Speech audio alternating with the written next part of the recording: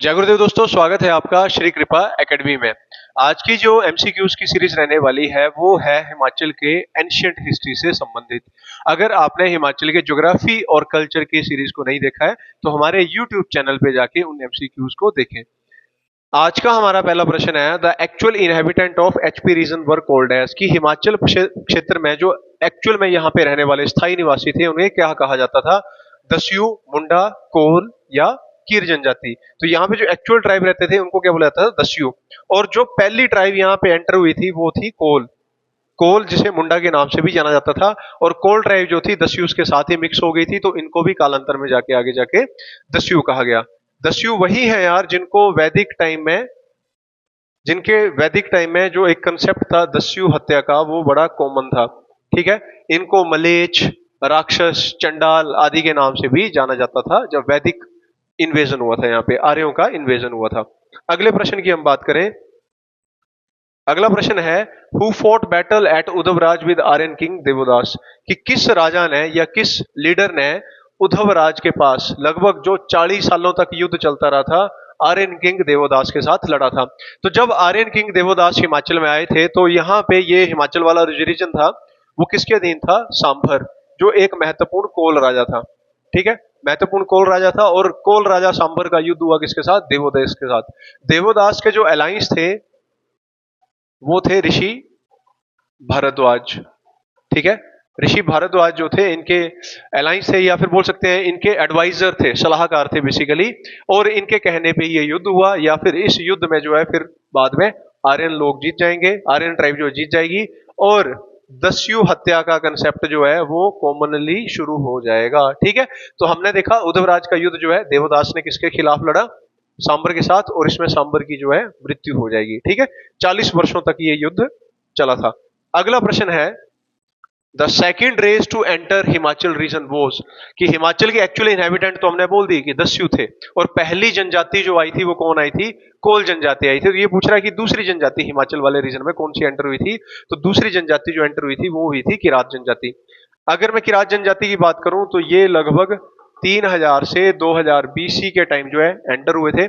कोल जो है ये फर्स्ट एंटर हुई थी, ये हुई थी 3000 से लेके 1500 बीसी के बीच, इसका टाइम पीरियड देखना जाता है। ठीक है, तो 3000 से 2000 बीसी के बीच जो है किरात जनजाति आई थी, और इनको बोला जाता था इंडो मोंगोलॉइड ओरिजिन। इनका जो ओरिजिन था वो क्या था? मंगोलिया क्षेत्र जो है उनसे प्रभावित था इनका जो फेस था या उनके हाव जो थे। ठीक है, किरात, और देखा जाए तो ये हंटर्स भी थे। किरात का मतलब वही होता है आखेट, हंटर। ठीक है, लेकिन अगर आप हिस्ट्री की बात करें, हिमाचल की हिस्ट्री की बात करें, तो इनको बोला जाता है किसका वंशज? हडिम्ब की बेटी तांदी और विदुर के बेटे कीरत, है ना, जो विदुर का बेटा था भोट, उसके वंशज माना जाता है। तो अगर मैं एंशियंट हिस्ट्री की बात करूं तो इनको माना जाता है डिसेंडेंट किसका? डिसेंडेंट ऑफ भोट और तांदी। तांदी किसकी बेटी है? हडिम्ब की बेटी है। और भोट किसका बेटा है? महात्मा विदुर का। ठीक है, तो इन दोनों के जो आगे जनजाति आई थी या जो भी बच्चे उत्पन्न हुए थे उनको भोट या फिर किरात के नाम से जाना गया। लेकिन जो मॉडर्न हिस्टोरियन है वो बोलते हैं कि 3000 से 2000 बीसी के बीच जो है ये जनजाति जो है हिमाचल में प्रवेश की थी, वो थी आपकी दूसरी जनजाति। ठीक है, अगला प्रश्न है आपका, which tribe fought as alliance with Kaurav during the battle of Kurukshetra, कि कुरुक्षेत्र युद्ध में किस जनजाति ने कौरवों का साथ दिया था? ठीक है, तो यहां पे ऑप्शन दिया जा रहा है कोल, किरात, कुनिंद और खस। तो आंसर आपने याद रखना खस ट्राइब। अब एक चीज यहां पे और इंपॉर्टेंट आएगी, क्या आएगी? जो खस जनजाति के लोग थे ना, ये बेसिकली क्या थे? वॉरियर थे। वॉरियर थे मतलब पैसा फेंक तमाशा देख, जिन्होंने पैसा फेंका युद्ध के लिए जो बुलाते थे उनके साथ ये युद्ध में खड़े हो जाते थे। अब यहाँ पे क्या हुआ था कि जो कौरव थे इनको पता था ये तगड़े लड़ाके हैं, तो इनको पहले ये ऑक्यूपाई कर लेंगे। लेकिन होगा क्या, यहाँ पे एक मतभेद पैदा हो जाएगा। मतभेद क्या होगा? जैसा कि आपको पता है कि हिमाचल वाला क्षेत्र है, यहाँ पे पांडव 2 बार आए हैं। एक बार, पहली बार जब लाक्षागृह जब जला था तो पांडव माता कुंती के साथ आए थे। दूसरी बार कब आए थे? जब 12 साल का वनवास और अज्ञातवास हुआ था, उस समय भी पांडव हिमाचल वाले रीजन में आए थे। ठीक है, तो बोला जाता है कि यहाँ के जो लोग थे, जनजाति थे, उनके साथ जो है पांडवों का अच्छा रिलेशन हो गया था। जब कौरव जो है किसको अप्रोच करेंगे, खस को अप्रोच करेंगे, और इनका मतलब वही था कि जिसने पैसे दे दिए युद्ध के लिए वो लड़ेंगे, चाहे जिस मर्जी के खिलाफ लड़ा दो। तो इन्होंने हाँ कर दी। लेकिन इन्हीं जनजाति के कुछ एक लोग जो है वो इनका विरोध कर देंगे कि आज तक हम जो है पैसों के पीछे युद्ध लड़ते आए हैं, लेकिन अब युद्ध जो है पैसों के पीछे नहीं होगा, अब धर्म युद्ध चला है तो हम भी धर्म का साथ देंगे। धर्म का साथ कैसे देंगे? उन्होंने बोला कि पांडवों के साथ हमेशा अन्याय ही हुआ है, तो हमें पांडवों का साथ देना चाहिए, या नहीं देना साथ तो कौरवों का साथ भी मत दो, मतलब इस युद्ध में आप पांडवों के खिलाफ भी मत खड़े हो। लेकिन वही है, रीति चली आई, क्या चली आई कि पैसा ले लिया, जवान दे दिया, अब तो युद्ध लड़ेंगे, तो यहां पे खस जो ट्राइब है वो लड़ेगी। लेकिन बार बार बोल रहा हूं, मतलब इस युद्ध के जो यहां पे एक्सेप्टेंस है उसको प्राप्त करते ही यहां पे ये दो पार्ट्स में डिवाइड हो जाएंगे। एक बन जाएंगे आपके साठी और एक बन जाएंगे पाशी। ठीक है, साठी जो है ये बोलेंगे हम लोग किसका साथ देंगे, पांडवों का साथ देंगे, और पाशी जो थे ये किसका साथ देंगे, कौरवों का साथ देंगे। और तभी से ये दो जो समूह है इनका आपस में क्या हो जाता है, द्वंद्व शुरू हो गया। ठीक है, बेसिकली यहां पे भी आप देखोगे सिरमौर वाला रीजन है, शिमला वाला रीजन है, वहां पे भी साठी और पाशी जो कम्युनिटी है, हाटी कम्युनिटी वाले रीजन जो है वहां पे आपको ये द्वंद्व देखने को मिलेगा। और ये थे किसके, खस वॉरियर। लेकिन वही था, एक जो थे युद्ध के लिए जवान दे दिए तो युद्ध लड़ेंगे, दूसरा बोल रहे हैं कि धर्म युद्ध चला है तो हम धर्म का साथ देंगे। तो यहाँ पे ये सेपरेशन आपको देखने को मिलेगा। ठीक है, और ये वर्शिपर किसके हैं, गोडेस काली के, गोडेस काली, जिन्हें लोकल भाषा में ठारी माता के नाम से जाना जाता है। ठीक है, ठारी माता के नाम से गोडेस काली को यहाँ पे पूजा जाता है। डन। पुराने वाले टाइम में यहाँ पे नर बलि भी दी जाती थी, धीरे धीरे अब बकरी की बलि में जो है कन्वर्ट कर दिया इसको। ठीक है, अगला प्रश्न है आपका, हेड ऑफ फैमिली ऑफ वैदिक आर्यन वर कॉल्ड एज, कि जो वैदिक आर्य थे उनके परिवार के मुखिया को क्या नाम कहा जाता था, सहना, गोवा, मावना या सुजम। तो इनके हेड जो थे उनको बुलाया जाता था मावना। ठीक है, सहना और गोवा जो है ये आपके जो गिलुपगास और क्या बोलते हैं हिन्यान सेक्ट के जो लोग हैं, या फिर हम बोल सकते हैं कौन से, स्वांगला और खाम्पा जनजाति के जो ट्राइब थे उनके हेड थे। और सुजम चुंगी जो थी ये क्या थी आपकी, ये थी इनकी ट्रेडिशनल काउंसिल, मतलब इनकी जो परिषद है उसका नाम क्या था, सुजम चुंगी। तो कई बार आप एलिमिनेशन मेथड से भी आंसर टिक कर सकते हैं। तो यहां पे पूछा गया था वैदिक आर्यों के फैमिली के हेड का नाम क्या था, उनको बोला जाता था मावना। एक चीज और याद रखना, एक वर्ड आता है माउवरीज। तो माउवरीज जो वर्ड है ये किसके लिए है, किरात जनजाति के लिए। कहां पे, नेपाल वाले क्षेत्र में। उनको किस नाम से जाना जाता है, माउवरीज के नाम से जाना जाता है। ठीक है, एक जैसे वर्ड जो उनसे हमने बचना है। अगला प्रश्न है आपका, हु मेंशन जनपद एज युद्ध जीवी संघ, कि किसने जनपदों को युद्ध जीवी संघ कहा था, कि मतलब युद्ध से ही अपने जीवन का यापन करने वाले लोग। तो ये कहा था पाणिनि ने, और इनकी बुक का नाम था अष्टाध्यायी। पाणिनि ने अपनी पुस्तक अष्टाध्यायी में इनको कहा था युद्ध जीवी संघ, मतलब युद्ध से ही अपने जीवन का यापन करने वाले। कौटिल्य जो है इन्होंने क्या कहा था, शस्त्रोपजीवी संघ। इनको क्या बोला था, शस्त्रोपजीवी संघ, मतलब शस्त्र ही इनके जीवन यापन का एक तरीका है या औजार है, मतलब शस्त्रों से ही अपने जीवन यापन कर रहे हैं। मतलब वही था, बार बार बोल रहा हूं कि यहाँ पे जो हिमाचल वाला रीजन था ये क्या थे, वॉरियर थे सारे के सारे, गोरिल्ला युद्ध में निपुण थे, पैसा फेंक तमाशा दे, क्योंकि यहाँ पे रोजगार के साधन थे नहीं। जिसने पैसा दिया या जिसने अप्रोच किया उसके साथ युद्ध लड़ेंगे, और यहाँ पे अपनी रोजी रोटी चला रहे थे। ठीक है, अगला प्रश्न है आपका 7th क्वेश्चन है, who was the founder of Katoch dynasty. बिल्कुल बेसिक सा प्रश्न है जिसको आप गलत कर देते हैं, कई लोग जो इसको सुशर्मचंद कर देते हैं। ठीक है, तो याद रखना कटोच डायनेस्टी के जो फाउंडर थे पहले राजा, उनका नाम था भूमिचंद्र। ठीक है, पहले राजा थे, इनका नाम था भूमिचंद्र। और इन्होंने जो कैपिटल बनाई थी वो कहां पे बनाई थी, मुल्तान में, पाकिस्तान वाला रीजन। ठीक है, और यहां पे जो उनका जो फोर्ट था उसका फोर्ट का नाम क्या था, कानन फोर्ट। इस फोर्ट का नाम क्या था, कानन फोर्ट, वर्तमान का पाकिस्तान वाला रीजन। और इनकी रियासत को भी क्या बोला जाता था, त्रिगर्ती बोला जाता था। त्रिगर्ती क्यों बोला गया, क्योंकि ये रियासत जो थी किसके बीच थी, चेनाब, सॉरी रावी, सतलुज और ब्यास के बीच का क्षेत्र था। किसके बीच का था ये, रावी, सतलुज और ब्यास के बीच का क्षेत्र था, तब इसको त्रिगर्त बोला गया। जब 234वें राजा, सुशर्मचंद कौन है, 234वें राजा, जो किसके साला थे, दुर्योधन का साला। ठीक है, मतलब इनकी बहन का विवाह जो दुर्योधन के साथ हुआ था, और कौरवों का साथ दिया था महाभारत के युद्ध में। तो उसी टाइम पे इन्होंने क्या किया था, अपनी कैपिटल को शिफ्ट कर दिया था वर्तमान के कांगड़ा में।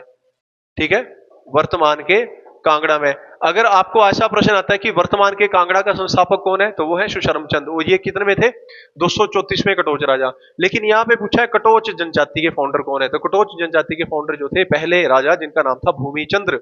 अब ऐसा बोला जाता है कि इनकी उत्पत्ति जो हुई है वो देवी के पसीने से हुई है, ठीक है, देवी के पसीने की, और जो चांद की लो में धरती पे गिरा था तभी नाम पड़ा भूमि चंद्र। ठीक है जी, डन। अगले प्रश्न की हम बात करें। अगला प्रश्न है which among of the following janapad had their leader selected from non Kshatriya background, कि ऐसा कौन सा जनपद था जो अपने राजा को गैर क्षत्रिय वर्ण से चूज करते थे। उनका यह था मानना कि क्षत्रिय जो है खून खोलेगा तो वो तो खुद ही युद्ध को बुलावा दे देंगे, तो जनजाति भी ट्राइब भी जो किस में आ जाएगी, संकट में आ जाएगी। तो इनका मेन मानना यही था कि नॉन क्षत्रिय बैकग्राउंड से हम जो है राजा चूज करेंगे, और ये डायनेस्टी थी आपकी कुलूत जनपद। याद रखना इस चीज को, कुलूत जनपद जो था अपना राजा जो था वो नॉन क्षत्रिय बैकग्राउंड से चूज करते थे। ठीक है, अगले प्रश्न की हम बात करें। Who was the founder of Sunpur या हाटकोटी, हाटकोटी का संस्थापक किसको माना जाता है। तो हाटकोटी वाला जो रीजन था, यहाँ पे एक जनपद था जिसको बोला जाता था कुनिंद या कुलिंद जनपद। ठीक है, यहाँ पे कौन सा जनपद था, कुनिंद या कुलिंद, या फिर हम बोल सकते हैं कि कालिंदी रिवर के आसपास रहते थे। कालिंदी रिवर का मतलब हो गया यमुना के आसपास रहने वाला जनपद। इसको one of the most ancient जनपद भी माना जाता है, हिमाचल वाले रीजन में ट्राइब भी माना जाता है। ठीक है, बोला जाता है कि इस सूनपुर या हाटकोटी की स्थापना किसने की, तो ये की थी राजा विराट ने। राजा विराट वही है, अच्छा, राजा विराट के हिसाब से इस क्षेत्र को विराट नगर के नाम से भी जाना जाता है। ठीक है, राजा विराट वही है जब अज्ञातवास में पांडव 13वें साल जो है यहां वहां रह रहे थे, तो बोलते हैं ना कि राजा विराट की नगरी में आए और वहां पे भीम जो है रसोईया का रूप धारण करेगा, अर्जुन जो है वो एक किन्नर का रूप धारण किया हुआ था, दासी का रूप जो क्या बोलते द्रौपदी है, और क्या बोलते चौसर का खेल खेलने वाले कौन थे आपके, दुर्योधन युधिष्ठिर थे वहां पे, है ना। तो वो सारी आपने स्टोरी सुनी है कि अज्ञातवास के टाइम जो है पांडव कहीं रुके थे और उस क्षेत्र का नाम था विराटनगर। तो कहा जाता है कि ये विराटनगर कोई और नहीं था, सूनपुर हाटकोटी वाला क्षेत्र था। कई हिस्टोरियन ऐसा भी मानते हैं कि ये पिछले कल्प की बात है, वर्तमान वाला हाट जो सूनपुर वाला क्षेत्र है वो कहीं और माना जाता है। ठीक है, पर आपने याद रखना है कि ये विराटनगर की स्थापना किसने की थी, विराट ने, और सूनपुर या हाटकोटी का फाउंडर भी किसको बोला जाता है, राजा विराट को, जिसका संबंध किससे था, कुनिंद या कुलिंद जनजाति से था। ठीक है जी, अगले प्रश्न की हम बात करें। अगला प्रश्न है आपका, चंद्रगोमीन रोड सतपथा ब्रह्मणा वॉज अ ग्रेट स्कॉलर। ये पेपर में आया हुआ था, एक ही बार प्रश्न आया था, और मैक्सिमम लोगों ने क्या सोचा कि यहाँ पे क्या लिखा हुआ है, सतपथा ब्रह्मणा। सतपथा ब्रह्मणा जब आप वैदिक पीरियड के बाद देखते हैं, आर्यंका ब्रह्मणा वगैरह, तो हम सोचते हैं कि यहाँ पे रिलीजन पूछ लिया था कि चंद्रगोमीन का धर्म क्या था। तो चंद्रगोमीन का जो धर्म था वो क्या थे, एक बुद्धिस्ट स्कॉलर थे, वो एक क्या थे, बुद्धिस्ट स्कॉलर। और इनकी एक और बुक थी, उसका नाम क्या था, वृत्ति।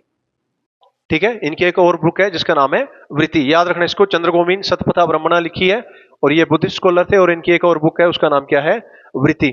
अगला प्रश्न है आपका, Odumbar consider themselves as the descendant of, कि ओडम्बर जनजाति के जो लोग थे, ओडम्बर जनजाति के जो लोग थे वो अपने आप को किसका वंशज मानते थे। तो ओडम्बर जनजाति के जो लोग थे अपने आप को विश्वामित्र का वंशज मानते थे। अब एक चीज और देखी जाती है कि ओडम्बर जनजाति का नाम ओडम्बर क्यों पड़ा। ठीक है, क्योंकि ये लोग जो थे ये ट्रेड करते थे ओडम्बर पेड़ की छाल का, और ओडम्बर जो पेड़ है उसको क्या बोलते हैं लोकल बेसिक भाषा में, भुर्जपत्र, जिसको अंग्रेजी में हम बोलते हैं बिर्च ट्री। ओडम्बर पेड़ नाम क्यों पड़ा, ओडम्बर का मतलब होता है ओढ़ा हुआ। तो आपने देखा होगा जो भुर्जपत्र होता है उसके मल्टीपल लेयर होती है, एक लेयर, दूसरी लेयर, तीसरी लेयर, तब उसका नाम ओडम्बर पेड़ भी पड़ गया। ठीक है, तो ये जनजाति बेसिकली उस भुर्ज पत्थर का ट्रेड करती थी, तो उसका नाम पड़ गया ओडम्बर जनजाति। ठीक है, और यहां पे एक चीज और याद रखना, इनका जो मेन ट्रेड सेंटर था वो वर्तमान का क्या था, पठानकोट।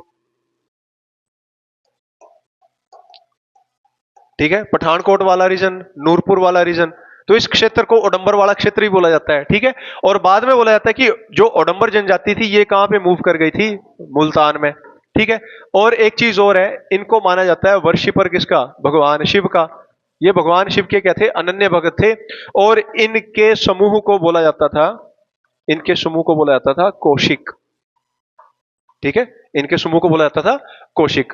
तो आपने ध्यान रखना है कि ओडम्बर जनजाति जो थी वो बेसिकली ट्रेड कहां से कर रही थी, वर्तमान के नूरपुर धामेरी वाला जो रीजन था वहां से, और ट्रेड किसका कर रही थी, भुर्ज पत्थर को, जिसको ओडम्बर ट्री से नाम से जाना जाता था, और इनका नाम भी क्या पड़ा, औडंबर नाम पड़ा, बाद में ये मुल्तान की तरफ शिफ्ट हो गए, और इन्हें माना जाता है वर्शिपर किसका, भगवान शिव का, और इनके समूह को बोला जाता है कौशिक। साथ ही साथ ये विश्वामित्र के क्या है, डिसेंडेंट है, और इनके जो वस्त्र हैं उसको बोला जाता है केटुम्बरा।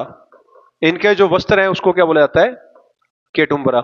उम्मीद है तो आपको इन प्रश्नों के माध्यम से एंशियंट हिस्ट्री हिमाचल की जो है उसकी थोड़ी जानकारी प्राप्त हुई होगी। जुड़े रहिए श्री कृपा के साथ। जय गुरुदेव।